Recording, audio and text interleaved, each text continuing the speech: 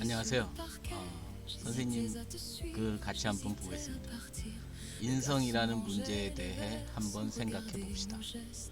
인성이란 선이 마음의 삶을 다룬다면 인문은 일반적인 삶을 다룹니다. 인성은 정확히 이 두 가지 삶의 경계 지점에 위치해 있으면서 양쪽의 삶의 어떤 개성과 특성을 가미하는 양념 역할을 합니다. 학교 정규 과목에 인성이란 과목이 없기 때문에 우리는 배운 적이 없는 주제일 것입니다. 그러나 평소 자주 듣고 자주 사용하는 말이라서 잘 안다고 착각하는 말이기도 합니다. 그러나 이 주제는 그리 단순한 주제가 아닙니다. 자신이 스스로 그 내용을 정하고 평생 익혀가야 하는 인생 필수 과목임을 알지 못합니다. 그리고 인성은 단순한 성격이나 기질이 아닙니다. 사람이 생각하고 판단하고 행동하며 타인과 관계를 맺는 방식의 근본 바탕입니다. 능력이 무엇을 할 수 있는가를 보여준다면 인성은 그 능력을 어떻게 사용할 것인가 하는 사용 방향을 정합니다. 지식과 기술이 삶의 도구라면 인성은 그 도구를 움직이는 방향 키입니다. 그래서 인성은 인간의 내면에 있는 가치관, 태도, 습관, 품격, 책임감, 배려심 등이 통합된 삶의 토대라고 할 수 있습니다. 이 인성은 수행자에게는 계율과 상당 부분 서로 겹치는 사항이기도 하고 수행이 깊어질수록 저절로 함양되는 부분도 있습니다. 삶에서 인성이 하는 큰 역할 세 가지. 첫째로 삶의 방향을 정하는 나침판 역할. 인생은 끊임없는 판단과 선택의 연속입니다. 무엇을 선택하고 어떤 사람과 함께할 것인가, 그리고 무엇을 포기하고 무엇을 지킬 것인가를 결정하는 기준이 바로 인성입니다. 바른 인성은 눈앞의 이익보다 옳음과 가치를 먼저 보게 만듭니다. 두 번째로 관계를 지켜주는 안전핀 역할. 인간은 관계 속에서 살아가야 합니다. 다른 사람보다 앞서가게 만드는 것이 능력이라면 신뢰는 사람을 오래가게 만듭니다. 정직, 배려, 책임감, 공감, 능력은 사람과 사람 사이의 신뢰를 형성하고 유지하는 핵심 자산입니다. 인성이 좋은 사람 곁에는 사람이 남고 인성이 부족한 사람 곁에는 사람이 떠납니다. 세 번째, 위기 속에서 자신을 지키는 힘. 삶에는 실패와 상실, 갈등과 고통이 어김없이 찾아옵니다. 그때 사람을 다시 일으켜 세우는 것은 외부 조건보다 내면의 힘입니다. 절제력, 책임감, 성실성, 성찰력은 이럴 때 어려움을 견디고 다시 일어설 수 있게 만드는 정신적 근육입니다. 노력으로 기를 수 있는 덕목들. 인성은 타고나는 부분도 있지만 상당 부분은 후천적으로 길러집니다. 특히 다음과 같은 요소들은 평생의 노력으로 성장시킬 수 있습니다. 자기 성찰, 책임감, 정직성, 배려와 공감, 절제력, 겸손, 감사하는 마음, 존중하는 태도, 용기, 성실함. 이들은 지식처럼 배우는 것이 아니라 반복적인 실천을 통해 몸에 배는 덕목들입니다. 즉, 인성은 아는 것이 아니라 그렇게 살아내는 것입니다.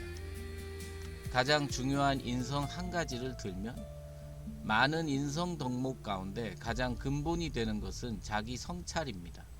왜냐하면 자신의 부족함을 보지 못하면 정직도, 책임감도, 배려도 성장할 수 없기 때문입니다.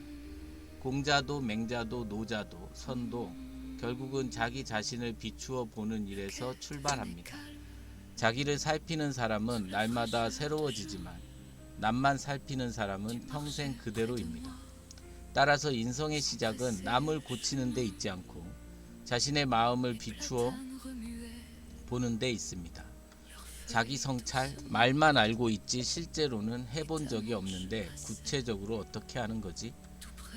자기 성찰이라는 덕목을 이용해서 위에서 언급한 나머지 덕목에 대해 실제 생활 속에서 잘못한 부분은 없는지 스스로 주기적으로 점검하는 것입니다. 즉, 자기 평정을 하는 것입니다. 그리하여 잘못된 것은 참회 또는 반성한 후 사과와 용서, 화해 등을 실제 행하여 미완결된 마음의 일을 종결하여 정리하는 것입니다. 이러한 마음의 청산 작업은 업의 누적을 방지하고 청정한 미래로 나아가도록 나를 단속시키는 일입니다. 이와 같이 자기 성찰은 흔적을 남기지 않는 삶을 꾸려가기 위해 자발적으로 행하는 일입니다. 그리고 이러한 성찰이 습관화될 때 비로소 인성은 성품이 되고 성품은 인격이 되어 결국 그 사람의 운명과 삶의 품격이 됩니다. 이 모두 연기와 인과법칙 내의 일입니다. 철저히 눈앞의 이익에만 눈이 돌아간 상태에서 하루하루 살아내는 우리로서는 수행의 시간을 활용하여 이런 덕목에 대해 잃었던 관심을 종종 되새기며 장기적 관점에서 이익을 도모하는 방향으로 틀어진 삶의 방향을 조금씩 바르게 수정해 가면서 살아야 합니다. 이게 현명한 서민 수행자의 자본주의 속 삶의 방식입니다. 우리가 뭐 업을 안 쌓고 뭐 그런 게 대단한 게 아니라 진짜 지금 여기 선생님 말씀처럼 그 업의 누적을 방지하고, 그러니까 잘못된 것은 그 즉시 참회 또는 반성, 사과, 용서하고 그 마음의 일을 좀 종결시킨다는 거를 좀 너무 게을리했던 것 같아요. 근데 그런 부분을 정리하고 업의 누적을 방지하는, 그리고 자기 성찰이라는 부분이 뭐 다른 뜻보다도 자기를 살피는 사람은 날마다 새로워지지만 남만 살피는 사람은 평생 그대로입니다. 이 말에서 약간 이 부분도 좀 명심했으면 좋겠어요. 이 남을 살핀다는 게 눈치를 본다 뭐 그런 것도 있겠지만 남한테 맞추어진 기준에 자신을 끼워 넣는다, 이런 부분도 되게 조심해야 되지 않나 이런 생각이 들고요.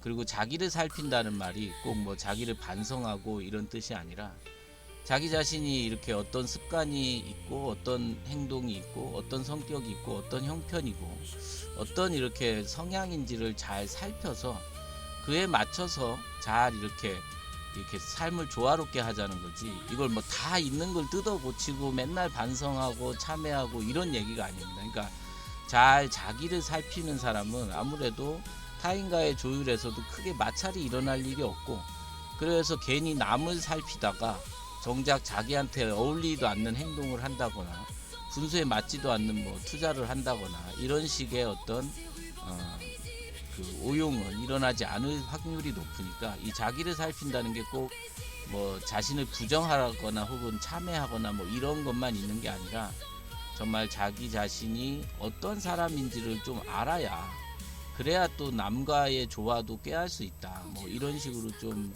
명심을 했으면 좋겠고요. 그리고 인성은 아는 것이 아니라 그렇게 살아내는 것, 정말 이 부분은 그렇죠. 그러니까 누구한테, 특히 아이들 키울 때 그래요. 저도 항상 그런 생각을 많이 해요. 예를 들어서 예전에 그런 얘기를 들었어요. 그러니까 손주한테 사탕 먹지 말라고 말하기 위해서 할아버지가 사탕을 100일 동안 끊었다. 그리고 나서 말을 했다, 이런 얘기 하더라고요. 그러니까 저도 아이들을 상대한 사람이기 때문에 제 스스로도 하지 못할 것들을 아이들한테 말을 하거나 제 스스로도 많이 부족했던 부분을 이렇게 말을 못 하겠더라고요. 그래서 항상 아이들한테 있을 때 그런 생각을 해요. 나는 지금 어떻게 지내고 있나, 난 어떻게 살고 있나. 그래서 우리가 지금 그렇게 살아내는 것, 즉 알고 있는 만큼은 살아야 되지 않겠습니까? 몰라서 못하는 건 할 수 없다고 치더라도 알고 있는 것만큼은 이렇게 해야 된다. 제가 오늘 아침 강하게 선생님 글 읽으면서 느낀 점인 것 같습니다. 예, 고맙습니다.